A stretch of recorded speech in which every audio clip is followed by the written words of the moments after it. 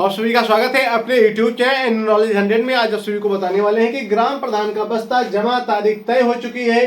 सभी ग्राम प्रधानों की छुट्टी हो गई है।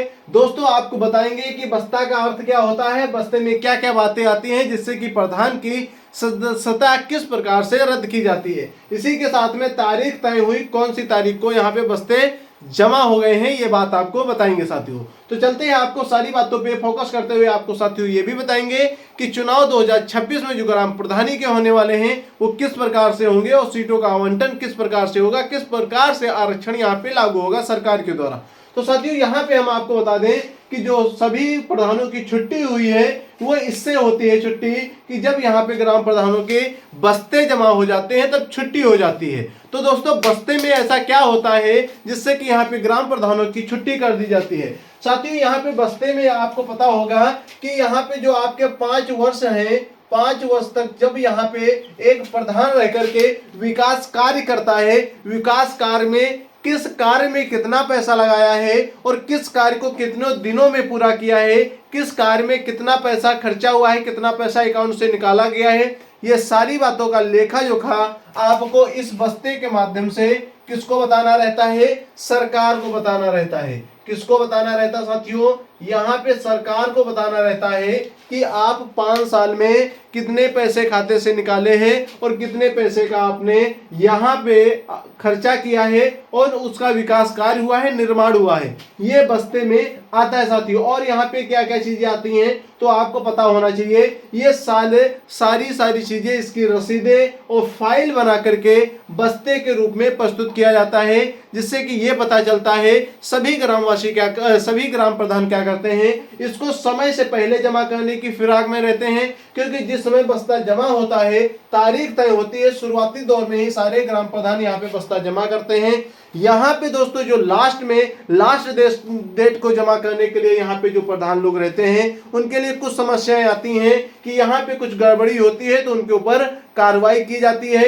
यदि यहाँ पे कोई भी ग्राम प्रधान बस्ता जमा करने में लेट करता है तो उसको भी गंभीरता से लिया जाता है क्या कुछ हो रहा है। इसी प्रकार दोस्तों यहाँ पे सरकार के द्वारा जब लाया जाता है बस्ते का नियम, तो यहाँ पे सरकार के द्वारा ये कहा जाता है कि यहाँ पे लास्ट में जो आपको बस्ते के समय में निर्माण कार्य हो रहे हैं उन कार्यों को यहाँ पे रद्द किया जाता है, ना कि उन्हें निर्माण कार्य लगातार चलाया जाता है, जिससे कि यहाँ पे बस्ता जमा होने के समय किसी भी काम को आनन फानन में ना किया जाए, जल्दबाजी में ना किया जाए, जिससे कि यहाँ पे बस्ते में जो समस्याएं आ रही हैं देरी से पेश हो और देरी से पेश होने के चक्कर में यहाँ पे जो काम है वो गलत तरीके से किया जा सके। क्योंकि यहाँ पे सारी चीजें बस्ते में यही बताई जाती हैं कि ग्राम प्रधान ने 5 वर्षों में क्या किया है, क्या विकास कार्य किया है और कितना पैसा खर्च किया है। कितना दोस्त, कितना पैसा खर्च किया है ये इसको बताना रहता है, कितना ग्राम सभा में आपने विकास कराया है। अब दोस्त आती है क्या इसकी तारीख आ गई है।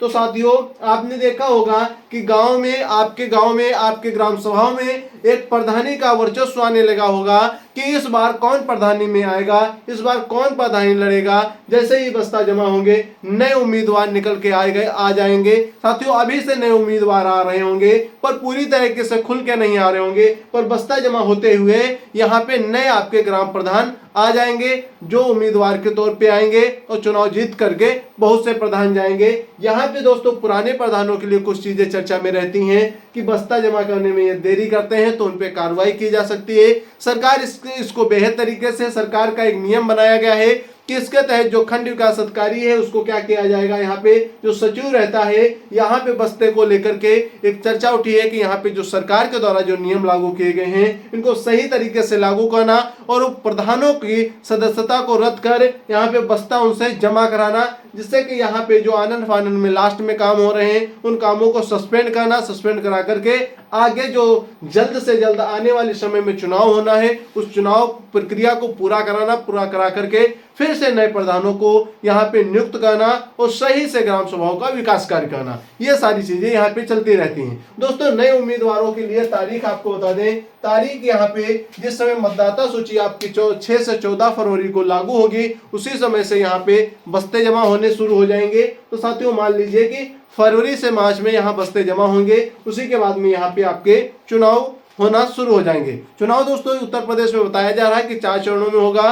योगी सरकार का और सभी जिलों में ये बता दिया गया है कि जिस प्रकार से बस्तों का यहाँ पे खेल चल रहा है तो बस्ते जल्द से जल्द जमा कराए जाएं और इनका जल्द से जल्द इनकी पूरी प्रक्रिया की जाए, क्योंकि यहाँ पे सरकार के द्वारा यहाँ पे बस्तों में चेक भी किया जाता है कि किस प्रकार से आपने कब कब क्या काम किए हैं और उन कामों की लिस्ट दीजिए और कितना पैसा आपने खाते से निकाला, वो सारे ब्यौरे चेक कर करके आगे ही वहां पे आपके चुनाव होते हैं। तो इन सभी चीजों की आपको जानकारी होना चाहिए, तो इसलिए मैंने आपको जानकारी दी है। साथियों, ये जानकारी आपको पसंद आई है तो वीडियो को लाइक करें और चैनल को सब्सक्राइब करें, ज्यादा से ज्यादा दोस्तों के पास शेयर करें, जिससे कि आपके एक छोटे भाई की मदद हो सके और मैं भी कभी आपके सामने डिजिटल बोर्ड पे आपको पढ़ाता हुआ देख सकूं। साथियों, तो चलते हैं दोस्त, जय हिंद जय भारत, पढ़ते रहिए, आगे बढ़ते रहिए। साथियों, हमारे साथ में जुड़ जाइए और हमें आगे बढ़ाने के लिए चैनल को सब्सक्राइब एंड लाइक कर दीजिए और एक दोस्त शेयर भी कर दीजिए। साथियों, ठीक है दोस्त, चलते हैं, मिलते हैं अगले वीडियो में। सुबह मेरा लाइव सेशन आता है, उससे जुड़ना ना भूलें और ग्राम प्रधान से अन्य जानकारी आपको देता रहता हूं।